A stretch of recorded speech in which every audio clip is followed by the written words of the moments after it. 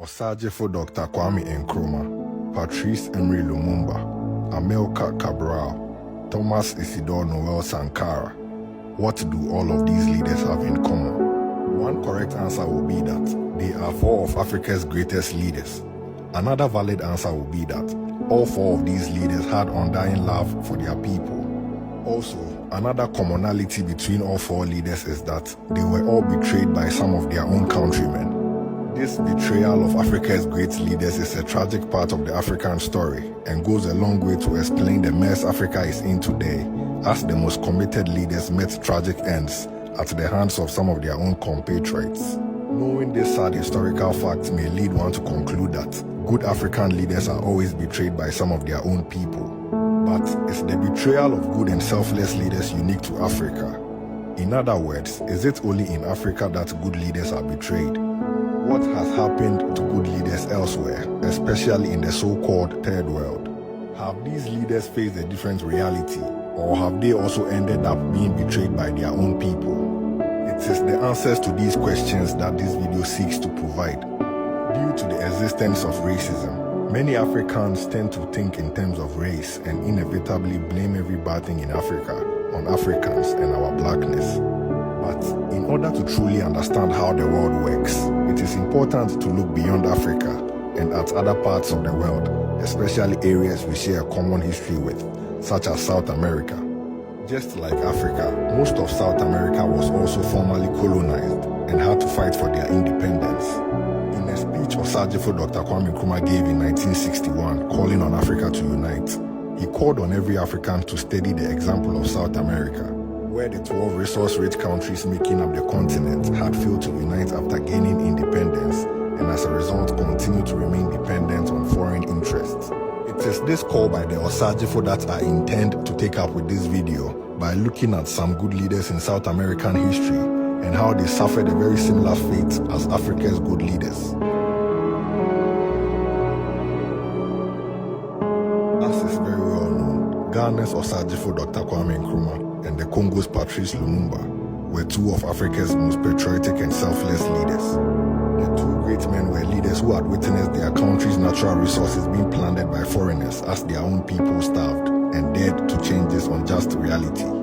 It is in large part due to this reason that both Nkrumah and Lumumba were considered great threats who had to be eliminated at all costs. In South American history, there is also the story of Salvador Allende, the president of Chile from 1970 to 1973.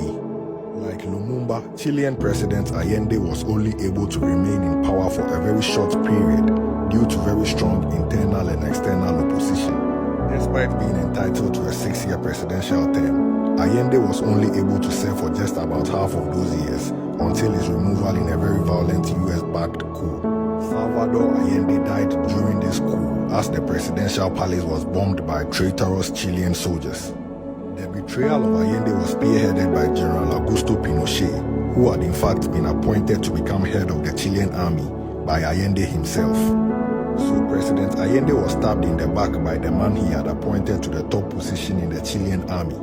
This is in fact the same way Patrice Lumumba appointed Mobutu to a top position in the Congolese army, a decision that ultimately turned out to be a fatal mistake.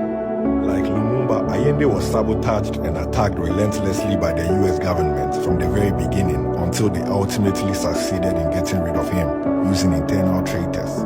In fact, both Salvador Allende and Patrice Lumumba had to overcome attempts to prevent them from taking power. In the case of Lumumba, the Belgian colonizers initially chose others to form a government in the Congo, despite Lumumba and his party winning the majority in the 1960 elections. And in the case of Allende, the US government went to extreme lengths together with traitors in the Chilean army to prevent Allende from being sworn in after he won the 1970 elections. This attempt was ultimately unsuccessful, but it led to the assassination of the head of the Chilean army at the time, General René Schneider. The general was killed because he refused to allow the army to intervene in politics. Like Patrice Lumumba and Kwame Nkrumah, the main reason Salvador Allende was undermined and attacked so relentlessly was because he sought to change the unjust and unequal status quo in his country. Allende, just like the two African leaders, had come to power, determined to ensure that the wealth of the country will benefit all the people, instead of a few individuals and groups. To do this, Allende understood that Chile's natural resources had to be owned and controlled by the Chilean state for the benefit of the Chilean people, and this is exactly what he sought to do. Just like Patrice Lumumba had dared to do in the Congo, and Nkrumah had also done to a large extent in Ghana. It is for this reason that all three leaders were hated and opposed by the greedy and selfish elements inside their country, together with Western governments led by the United States. And just like Nkrumah and Lumumba, Salvador Allende was greatly loved by his people who voted for him in 1970, despite a well-financed effort to demonize and undermine him. Throughout all the attacks and sabotage, the people of Chile continued to remain loyal to Allende, and this is exactly why his enemies had to resort to a violent coup.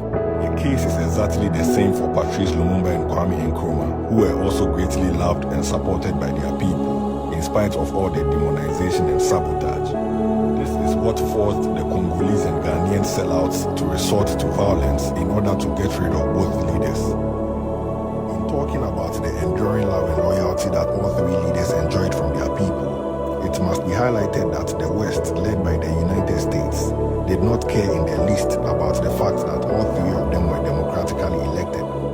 Despite always claiming to care so much about democracy, the West sabotaged, undermined, and worked relentlessly to eliminate Kwame Nkrumah, Patrice Lumumba, and Salvador Allende. In Latin America, there are other examples aside Allende of democratically elected leaders who were overthrown in coups that were strongly backed by the US.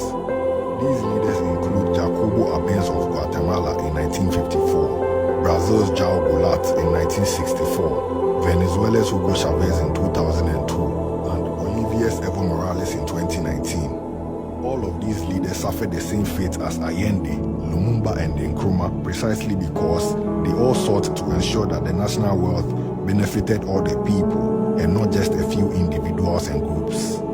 For seeking to ensure economic and social justice and equality, all of these leaders were attacked relentlessly until they were gotten rid of. In every single case, there was always an alliance between internal elements who were benefiting unduly from the inequality and Western governments who wished to see their corporations continue to plunder natural resources. Again, in all of these instances, the fact that all of these leaders were democratically elected did not matter to the West or the internal opposition.